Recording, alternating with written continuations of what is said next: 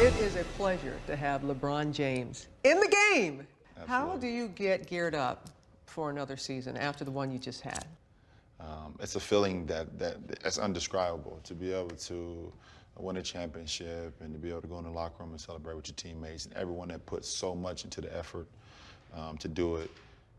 And that's part of my motivation, to get that feeling back. So how do you stay motivated? And you do both off the court and on the court. Well, I'm in a position where I can be the best I can be each and every night. I have a organization, I have a team, I have great coaches around me that can put ourselves in a position to be the best each and every year. And then personally, I hold myself up to a standard higher than anyone. So that keeps me going as well. When did you know, I'm going to play in the NBA? No, I'm not dreaming about it. It's going to happen. I would say I really started to open my eyes when I was in 8th grade. We played in a tournament in Orlando. It was a national tournament. And we were kids from Northeast Ohio, from Akron. And we got all the way to the championship. And we lost in the championship by 1 point. But we made a statement in that tournament that no one thought we could do. And I was like, okay, I got a little something going here. Maybe my dream can become a reality. Let's just stay focused. But talk about how it helped you, not just as a world-class basketball player, but being an athlete, how it helped you be the person that you are today. It helped me tremendously. Being an athlete and being around basketball helped mold me to who I am today.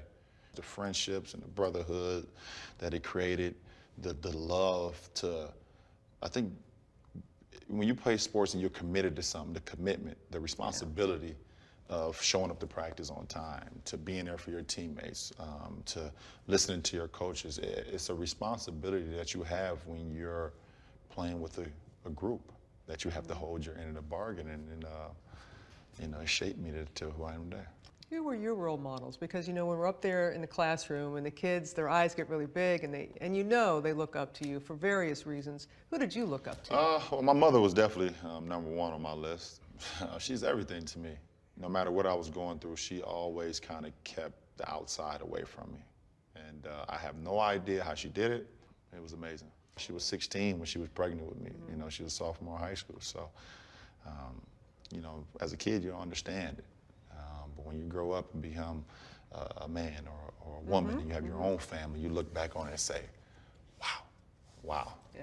And you do have your own family now. Right. You want your kids to play?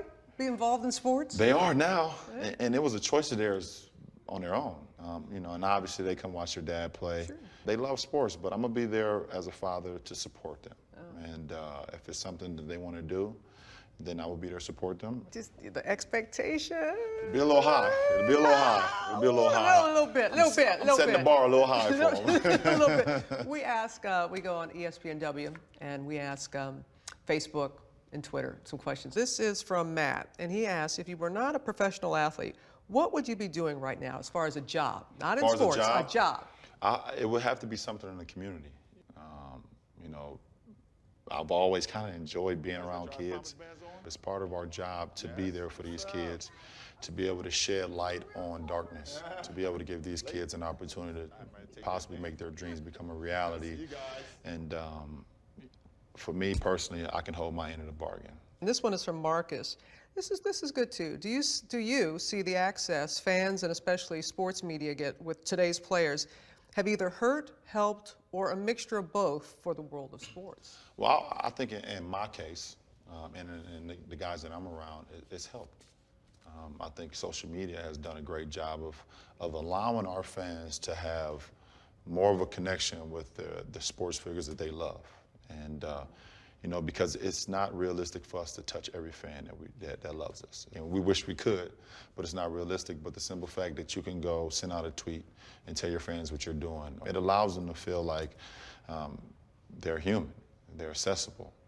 I've tried to use it to the best way I can to let my fans know, hey, I don't take you guys' love and support for granted. Thank you, LeBron. Thank you very much.